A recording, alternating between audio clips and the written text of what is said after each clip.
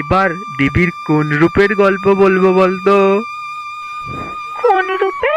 দেবী স্কন্দ মাতার। স্কন্ধ মাতা? দেব সেনাপতি কার্তিকের আর এক নাম স্কন্দ। কামদেবের মৃত্যুর পর কামদেবের স্ত্রী পার্বতীকে অভিশাপ দেন তিনি নিজের গর্ভে কোনো সন্তান ধারণ করতে পারবেন না। শিব ও পার্বতী নিজের শক্তি দিয়ে এক আলোক ঊর্জা সৃষ্টি করলেন।